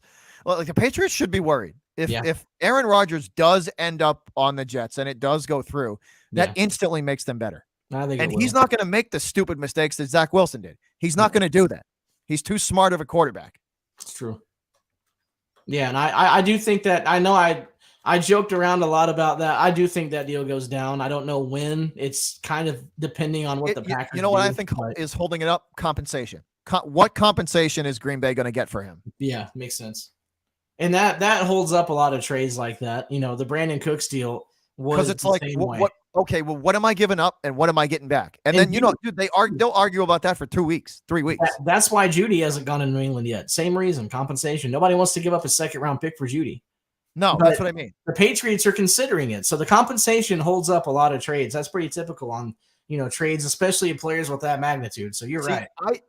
I do think Jerry Jeudy is going to be the receiver they get. I don't know if they have enough to get DeAndre Hopkins. I don't think they're going to be willing to give up enough, because if they get Hopkins, they're going to have to give up Bourne or Kendrick Bourne or it's one of their top receivers. It's either going to be probably going to be Kendrick Bourne. They would probably have to give up Kendrick Bourne to get DeAndre Hopkins. Yeah. And Bill likes Kendrick Bourne because he's a space guy. He can create space. He's a space guy and he's a physical guy and he's younger. He's younger than D-Hop, so he's going to be around for longer. So it's the compensation is going to probably be what holds, what holds up the deal. It probably is. But in the end, it's going to get done. I mean, they'll figure it out. I would say, not in any hurry. So the greater talent is D-Hop. The longevity is going to go to Jerry Jeudy. Jerry Jeudy would be here for longer than D-Hop. Yeah, definitely. And that's what I was with Cooks. Bill would probably go with the longevity. He probably would. He would probably go with Jeudy simply. And Mac knows Jerry Judy's played with him before, for the comfort zone thing. It wouldn't surprise me if they can't get a deal with D-Hop probably in the next week. I would say Jerry Judy's going to be the guy that they're going to get. I think you're right too. And Judy, I was looking at Judy, and the Cowboys were in on Judy a lot. We were also in on Brandon Cooks, and Yeah. I was like, originally Houston's asking price for Brandon Cooks was, we're gonna do a second, which is very similar to Judy, and we're not gonna eat any of the cap. So you're gonna give us a second, and you're gonna take on this entire, I think it's like 14.6 million cap or something like that. And so the Cowboys were like, you know what? Oh, Dashy, I got you, bro. I got you, bro. I got you. It's horns down everywhere we go over here. 100%. So the Cowboys are like, you know what? We're good. And then something, I talked about this the other day, something happened. And I don't know what it was, but Houston was like, okay, listen, we're not going to get anywhere near what we just asked. So yeah, I'll tell you what, Brandon Cooks for a compensatory fifth, and we'll eat $4 million of the salary cap. And so the Cowboys are like, okay, that sounds a lot better. Let's do it. The compensation held it up, but we got him. But when it comes to like a Jerry Jeudy, I think he's worth a little bit more than Cooks, because Cooks is 30. He's the same age as Hopkins. I think he's like Cooks is getting up there younger than Hopkins. So Jeudy is going to give you more longevity. He has a lot more leverage, I think, as far as what he's gonna demand in a trade. But it's not going to be a second. And I'm afraid that the New England's in the same boat right now. They're thinking, man, if we're going to do that, at least give us some cap relief or something. Like, that's a little bit too much. So we'll that is, in today's NFL, though, that is, you're right about that. That is usually the compensation for both sides is usually what gets in the way. And the wide receiver market is the worst when it comes to compensation. I mean, we look at, again, we literally said, here, Browns, take Amari Cooper for a bag of beans. Like, we're basically going to swap 6-round picks. That's all. That's the other part of it too, is nobody wants to set the market. You don't want to be the team that breaks the market. You know what I mean? You don't want to be that team. So everybody's like, no, I'm gonna wait. No, I'm gonna wait. No, I'm gonna wait. And then it's like, that's how they play it, because they don't want to be the team that sets the market and overpays. Right. And that's where the Cowboys were this year. We're like, you know what? We screwed up. Like, we'll admit it. Jerry will never admit it, but we admit it. We screwed up. That was stupid. Swap a 6th-round pick with him. Give him Amari Cooper. That's dumb. Stupid. We want to get something like that in return to make up for our mistake, and we did. So I'm really curious to see what ends up happening with Jeudy, what you give up for him. And I'm also interested to see where Hopkins goes and what he ends up getting in this market too. Because I'm either going to be really happy with what we did with Cooks, or I'm going to be a little pissed off. Yeah, because you're looking at it going, damn, we could have got D-Hop for that? Yeah. Like, I'll trade just straight. If they're both the same in value, let's just do a straight up trade. Give me D-Hop right now. Like, here's the thing. Would you package Gallup in a first for D-Hop? No. Not at his age, no. No. That's or how about Gallup in a second? Gallup in a second, I might. You'd have to eat a little cap, because I think his cap's worse than Gallup's is. But I mean, that's what I'm talking about. That's what I'm saying. Like Gallup in a second. Like, I have a feeling that's kind of where the D-Hop market is. You know what I mean? I have a feeling that's where it is. Yeah, I think you're right. And for that, I would really consider that. I really would. But that's what I mean. Like, that's consider it. You think about it. So you'd have CeeDee Lamb and D-Hop on each side of the offense. Mm-hmm. Phew. That's dumb. But what we also did with Cooks was, because Houston was like, all right, we're going to eat $6 million of his cap. And because he had like 18 million going on. So the Cowboys like, all right, let's do it. So then we trade for him. And now we restructured his cap. So now he's only going to count 6 million against us. Yeah. So it's basically beans at that point. Now, if we can do beans with D-Hop, cool. Like, if, in essence, you're just giving up the pick. But I don't think you can do beans with a guy like D-Hop. I think you've got to pay the man. He's not going to be like a 1-year rental. Cancer does suck, Dashy. I'll give you that. Oh, yes, it does. Yeah, it does. Thoughts and prayers for Foster Monroe. Absolutely. 100%. 100%. Believe me, I can relate. It sucks. For sure. But yeah, I think overall, you're going to have to bring in somebody. And I would not be surprised if it was Jeudy. And if you bring him in, there you go. Yeah. I mean, put him in there with Mac. I mean, that's the whole Burrow Chase thing. So it's like, either way, they're going to get another receiver. I just don't. It's either going to be D Hop or Judy. One of those, Judy. I think, is. I don't. I think Bill would rather stay away from OBJ simply because of the history. Yeah, he's got 2 ACL surgeries. That's usually not a. Bill would probably look at that and go, no, probably not. Right. Yeah, I would be shocked if it wasn't Judy.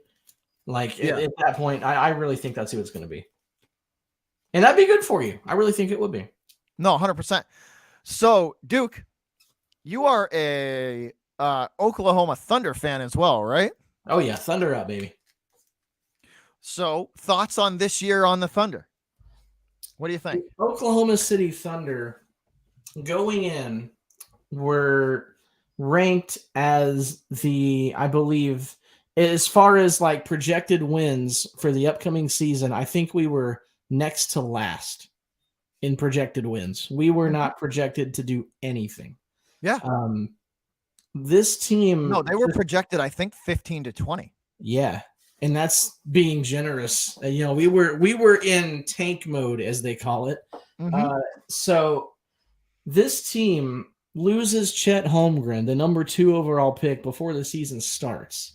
Mm-hmm. And that was that really sent things into a downward spiral. Like, this team is going to be back to like our expansion days before Westbrook and all that. They were bad, and we're going to be bad again. So I'm just like, hey, we'll see what happens. We have a lot of young talent. Just see what we can do. This team's going to make the playoffs this year. This is incredible. We are seeing one of the most incredible, as a Thunder fan, one of the most incredible years of basketball that I've ever seen. I mean, this team wasn't supposed to do anything. We're going to make the playoffs. You know what I've noticed? You know what? One thing that is blatantly obvious with that team, they don't have like a true superstar, right? Not right but now. Guess what they do? Guess what they do really good? You said doo-doo. They play as a team. Yeah, that's it. They play as a team, and they're not selfish because you know what? I think they know we don't have a superstar. So guess what? We're going to have to beat people with everybody. Yeah. And that's what they do. And at the center of it are the 2 key players in my mind. They're all young. This Thunder team is the youngest team in the NBA. They are the 2nd youngest team in NBA history. That's how young these guys are. The core of our group is Shai Gilgeous-Alexander, who is incredible. He's a megastar. And Josh Giddey. He's in I believe his 2nd year now. Josh Giddey is the distributor, like the nucleus of this team. And then SGA, we played, who was it? The Clippers, I want to say. In the first half of the game against them, they just surrounded Shai. And that's what we want. Because when they surround Shai, cool, we've got guys that can, we have 2 Jalen Williamses that are both very, very good young players. Jalen with an E, I believe, is our 2nd round pick last year. He's unstoppable. I mean, these guys are so young and they're all talented. And so what Presti has done, which is genius, is I love Sam Presti. He's brought in Paul George, used him up. Cool, let's get some firsts. Chris Paul. Cool, use them up, get some firsts. Stockpiling draft picks. The only player we're really paying right now is SGA. They're all young. So we literally can do anything we want. So already making the playoffs with this young team, no Chet Holmgren. He's going to be on next year's squad. All we have to do. They got 36 wins this year. Yeah. Like they were projected, if memory serves me correct, like they were projected between 15 and 18 and 26, I think is where they put them. Mm-hmm. And they're 10 wins ahead of schedule. Yeah. And the only thing, and I literally mean the only thing this team is missing is a big man, like an athletic big man. And Chet is that guy, but I think we're going to bring somebody in. And we were in the running for Wembanyama earlier, and we have the ability to make any trade that we want. So if we want to trade for him, we can do it. So if you guys have Holmgren and Victor Wembanyama, it's a wrap. It's going to be tough to beat. It's going to be tough to beat you guys. You've got in the Western Conference, you've got an aging LeBron with the Lakers. When LeBron broke the record, just a fun nugget if you didn't know. The night I watched LeBron, that game with you. I was watching that. Yeah. Yeah, The night broke LeBron the record, but he record, lost the game. I went live and we beat them that night. It was great. So you have an aging Lakers team. You have the Golden State Warrior team, again, aging. They're not the dynasty they once were, so to speak. The best team in the West record-wise is Jokic with Denver. I mean, there's not really a dominant Western Conference team anymore. And that's what I've been saying for the past few years is once this young nucleus gets together and builds himself up as a team, we're going to be good. This is going to be a good team for a long time. And this is one of the most exciting seasons I have ever seen as a basketball fan. And I was a Bulls fan in the 90s, but when the Thunder came around, it's a great time to be a Thunder fan right now. See, people underestimate, they don't, I don't think a lot of people realize how young that team really is. Mm-hmm. It's the youngest team in the league, I think. Yeah, youngest team in the league, second youngest team in NBA history. That's what, it's history. So, realistically, you're not going to really see the full potential of that team for 3 or 4 more years. Right. You know what I mean? Right. You have to give them guys a chance to get at least 2 or 3 seasons to realistically say, what is this team? Yeah. But the effort, the one thing that Presti has to do is improve the bench. That's the one thing he's got to do, because you're asking SGA is in the top minutes played with players in the top minutes played per game in the league. They ask a lot of that kid. Yeah. They ask a lot of them. And that's the one thing too.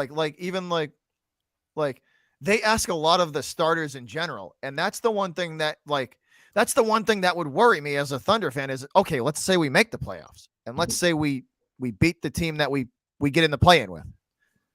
Then we got to play again. Then we got to play again and again. You know what I mean? It's you just hope by the time they get to that play-in and that playoff scenario, there's enough left in the tank to sustain a playoff run. You know what I mean? Mm-hmm. Because the NBA is a long season. And I mean, the Celtics are burning out right now. They're gassed. They're on a skid right now where they're 500 the last 3 weeks. They're burning out. This starter, because the bench has not played well in the last month. The starters are burnt up. Mazzulla has had to use his starters for 90% of the game. Sure. And they get burnt up. You do that for a month straight. Yeah. You're going to be burnt up, dude. You're going to be tired. Yeah. Big time. And that is not how you want to head into the playoffs. You want to head into the playoffs rested and ready to go. Mm-hmm. Yeah, that's it. And fortunately for the Thunder, again, with a young team, we have a lot of really good depth. They won't burn out as quick either. Right, they won't. Our second highest paid player is Luguentz Dort. He's 23 years old. Yeah. Lots of life in those legs left. Yeah. And he can come out of here. You've got, guys like even Trey Mann. I think this is his second year. What is he, 22? He's a heck of a player. Pokemon, Alexis Pokusevski just came back. He's been hurt for a long time. Pokemon comes back. He's more of a tall, slender guy that can hit shots. Isaiah Joe is a great, sharpshooter when we need him to be. We have a lot of depth all across the board. I mean, every position has young, deep talent that can make plays. So we have the ability to rest players when we need to, but we don't really need to that much. And these guys come out and play their hearts out every single day. I mean, their bodies are not as worn out as, say, a LeBron James or a Steph Curry, where some nights they just say, listen, I can't go. No, these guys are hungry. They want to win. They want to play. So when they're on that court, they're giving it everything they've got. And it's so much fun to watch. But yeah, no, 100%. They're going to be one of the more interesting teams to see how that youth really develops and gels once they get or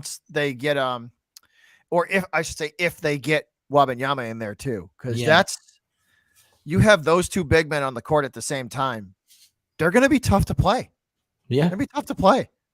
Yeah, and their ball movement is quick. The Thunder give the Celtics fits whenever they play them. Mm-hmm. Because their ball movement is so fast that it's hard to keep up with. It's lightning. It's Giddey doing that. That was Giddey's whole MO coming out was, man, this dude can throw dimes, and he does. That's what I mean, moving the ball around. that's how you guys have beat a lot of teams. Is you literally just wear them out, and by the fourth quarter, 3-4 minutes into the fourth quarter, they got nothing left. Yeah, they got nothing left. And SGA is still flying around the court with plenty. The young kids are still flying around the court with plenty of energy to them, and some of these vets on the other side of the court are looking at them going, "What the hell?" Wow. What the hell? Like some of the things SGA does with the basketball are just masterful. It's like a wizard with a bat. It's just unbelievable what he can do. He was an excellent pickup for you guys. Like that was a great pickup. Yeah, he was. And he's 20? He's 24 now, SGA is. He's making $30 million. He's the highest paid by far on our roster, but he's earned every penny. And there had been a lot of rumors about, SGA being traded, and I shut him down a couple of times on my channel, but SGA is not going anywhere. Contrary to popular belief, some people were saying, Shea is ready to go win. He's ready to leave this young team that's rebuilding to go play for a contender. Shea realizes what we're building over here. If you actually ask Shea Gilgeous-Alexander what he thinks about this franchise, he loves it here. He's not. He won't go anywhere. No. I haven't seen a list of NBA teams that the players would love to play for, but I guarantee the Thunder would be on the top of that list too, because the atmosphere is amazing. The fan base is incredible, and the team loves playing ball with each other. So it's a lot of fun. And we don't have, because Shea is a very, very good individual as far as like what he does in the community and everything. We don't have those prima donnas that demand trades or that demand more money or that sit out a game because their ankle hurts, or we don't have any of those guys. Like there is no selfish basketball in Oklahoma City. And this is the first year I've ever been able to say that. It's incredible. It's so much fun to watch. Yeah, no, they are fun to watch. I'll give you that. Like, they are fun to watch because guess what? You know what? I feel like a lot of teams when they play them, they kind of like look at them like it's the Thunder, and then by the fourth quarter, they're like, "Oh shit, we're about to lose." Yeah, and that it reminds me of a game. It was like I want to say it was like in the 1950s or 1960s. When the Harlem Globetrotters were playing and they were out there doing their thing, and because they knew, hey, this other team, they never beat us, we're not worried about them, so they're all doing their magic tricks and making the crowd go wild. Fourth quarter rolls around and they look up and there's only like 2 minutes left and they're losing. Yeah, and they're losing by a lot. They're like, wait a minute, we're the Globetrotters, we never lose. But they didn't take their opponent seriously, and they ended up losing that game. The Harlem Globetrotters' last loss was way back then because they didn't even look at the score. And sometimes when you're playing the Thunder, that's what you think. It's like, hey, it's the Thunder. Who do they have besides Shea? And next thing you know, they're running circles around you, and you're going, wait a minute, what train just hit us? Yeah, you're down by 10, and there's 5 minutes to go in the fourth quarter. And it's like, oh, crap, wait a minute. That's just what this team does. But there is a lack sometimes on the defensive end, which I wish we could. Lou Dort obviously is a great defender, but we used to have like Thabo Sefolosha, great defender. Serge Ibaka, my favorite Thunder player. Well, no, my second favorite Thunder player ever, Serge Ibaka. Fantastic defender, incredible defender. Kendrick Perkins, great defender. We haven't really had a lot of those great defenders lately. So I'd like to see a little more defense, but as far as moving the ball, scoring points, I got nothing to worry about. And I'm telling you, dude, every time the Thunder play the Celtics, it's always interesting because they're one of those. Everybody has them. They just have those teams that are a friggin' thorn in their side because they play them well, no matter what the record is on either side. Yeah, the Thunder always play us well. It's always an interesting game. It is, and it's and the Celtics play a little bit of the same ball that we do. So it's always fun. That's one of the games I always tune into is the Celtics, because I know that if we can hang with you, we can hang with anybody. That's what I mean. Like a lot of the times we'll split the series on the year. Yeah. You know what I mean? Like we'll split the games that we play each other on the year. You got the Thunder have always played us well. There's like a handful of teams. The Hawks are one that always give us a hard time. And you'd think the Celtics would smoke the Hawks, right? Yeah. They're one of those teams that just always give us a hard time. That's really strange, but I know how that works. There's just some of those teams. It's like, how does this happen? But Duke, that's all I got for tonight, big guy. You want to add anything else? The only other thing I'll say as far as that conversation goes is, the matchups are definitely it. With the Celtics and with the Thunder, and this is, how do I want to phrase this? Parts of me want to look at the NBA's officiating and the way that the game gets called sometimes and say this game is unwatchable, because sometimes it's just egregious. It's just bad. But in the case of the Celtics and the Thunder, both teams, they bring something that's worth watching every night, and that's hustle. I mean, both of these teams hustle their balls off. Oh yeah. And No, they yeah. No doubt. The effort for them, for either the effort is never not there. It's never not there. And when you watch certain, I'm not going to name names, but when you watch certain players and certain teams, you can tell. Cough, LeBron. I mean, you can tell. I mean, there's even TikTok videos of LeBron in the locker room, and like a dad is going, "Hey man, I just paid hundreds of dollars to bring my son to his first basketball game, and you're not playing." Like, what's that all about? But you're not going to get that in Boston. You're not going to get that in Oklahoma City. Like, it's hustle, and it's hustle every single night. They have fire, they have passion, they're young, they just want to win, and that's why it's fun to watch. And so for me, that's one of the matchups I love watching every time, because I know that both teams are going to give each other hell, and that's fun for me. That's the kind of basketball I grew up watching. Michael in the Pistons. I grew up watching like effort from the greats. So 100%, effort here, 100%. Kind of reminiscent of that. Like, the young players are bringing back the effort, and like, bring it on. Let's get back to that. You see a lot of these guys being like, "What do you mean load management? What do you mean?" Like, yeah, no, I want to play. That wasn't a thing until what, 2010 maybe? 2015. I think it's even newer than that. I think it's newer than that. But it's just like, what I mean? Like, a lot of these young guys that you see now, they're like, "No, I want to play. I want to play." Do you think that Phil Jackson ever looked at Michael and said load management? Nope, not happening. Matter of fact, Mike probably looked back at him and laughed. Be like, "No, what are you talking about? I'm playing this game. No, I'm not sitting out. What?" I'm gonna say it was like there was a game. It was like a game 3 of the finals where Michael wouldn't pass the ball, and ownership came down to Phil Jackson and said, "Hey, you gotta get this dude off the court." And he's like, "What are you talking about? That's Michael Jordan. That's the greatest ball player ever." And he's like, "No, he's not passing the ball. Get him off the court. Until he wants to pass the ball, take him out of the game." And Michaels comes back and says, "So what am I going to do? I'm going to sit on the bench while you've got 5 seconds left in the game, and Bill Whittington's going to take the 3 to win the game." Like, that's a joke. Put me back in.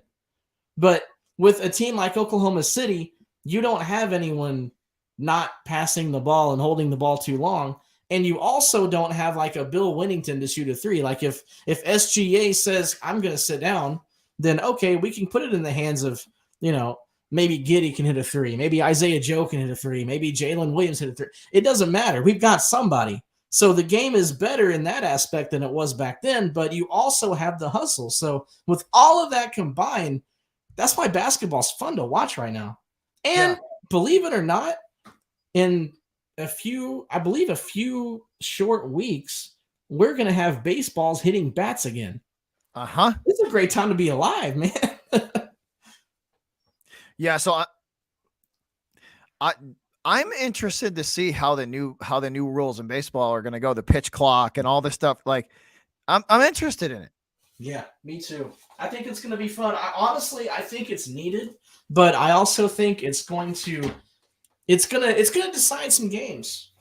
Oh, absolutely. There is going to be more than a few games this year where the pitch clock has an effect on the outcome of the game. Yeah, definitely. So that's going to be unfortunate, but as far as the game itself goes, I don't like changing America's pastime, but I think it's needed. I really do, as far as the pitch count goes. And I'll also say, go Rangers. We got this. Thank you for Jacob deGrom. Thank you, Mets. Appreciate you.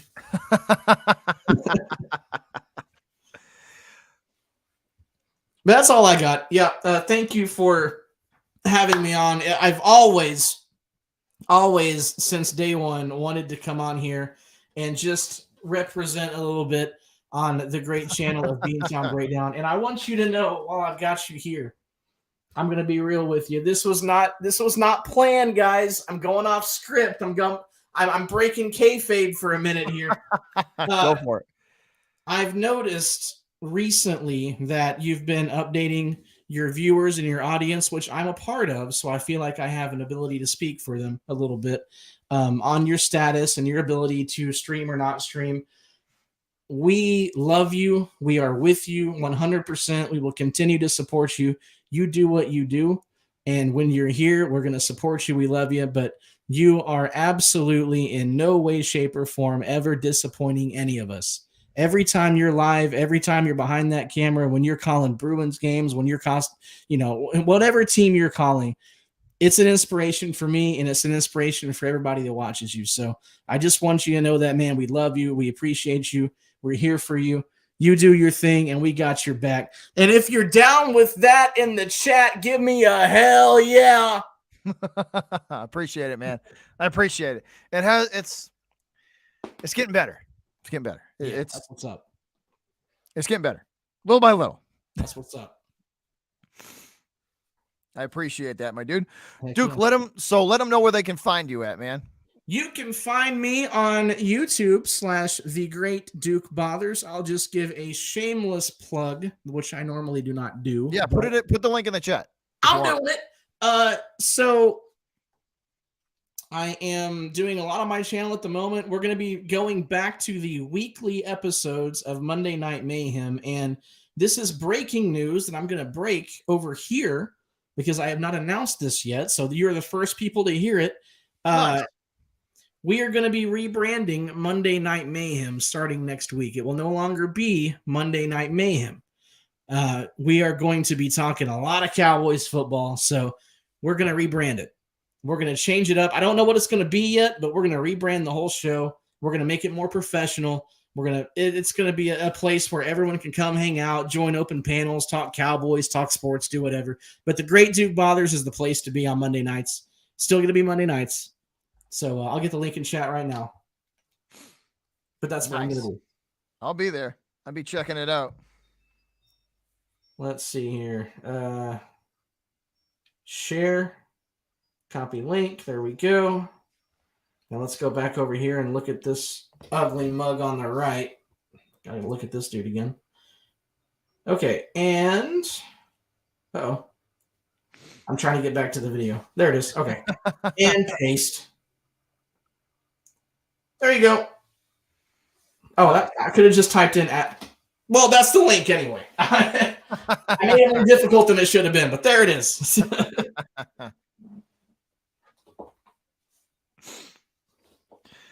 But there it is, guys. That's where you guys can find and go and support Duke. He's been a long time supporter of the channel. Much appreciated. We've been trying to get this for a while. We've been trying to plan this one out for a while. A long time. And yeah, I have been doing YouTube now. Let's see, this is March. So September, this is a weird anniversary date, but September 11th will be my channel's 17th year in operation. So we've been doing this for a little while. To my knowledge, the Great Duke Bothers, to my knowledge, is the second longest Dallas Cowboys fan-related channel on YouTube.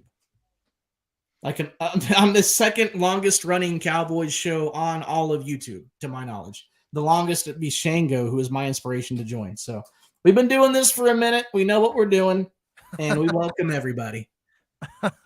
Even Patriots fans, you're all welcome over here. Much appreciated, Duke. But that's it. I think that's it for episode 33. Duke, appreciate you hanging out and being a guest on the show. It's the Tony Dorsett episode, baby. Tony Dorsett, I see you, bro. It is. It is.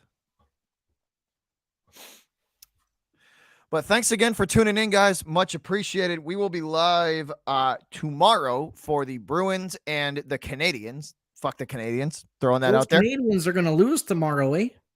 Yes. Yes, they are. Yes, the Canadians are going to lose tomorrow. It's going to be like 4-0. 4-1. They're not going to score any goals tomorrow. The Bruins are going to kill the Canadians. They're going to get killed. Sorry. Yeah. So we will be live tomorrow. Once again, guys, go and check out Duke's channel. It's a lot of fun over there. It's it's entertaining. It's definitely a good time. And he's got good people over there. But much appreciated, Duke. For us here at Beantown Breakdown and the Great Duke Bothers, this is episode 33, and we are out, guys. Everybody have a good one. Take care. God bless. We gone.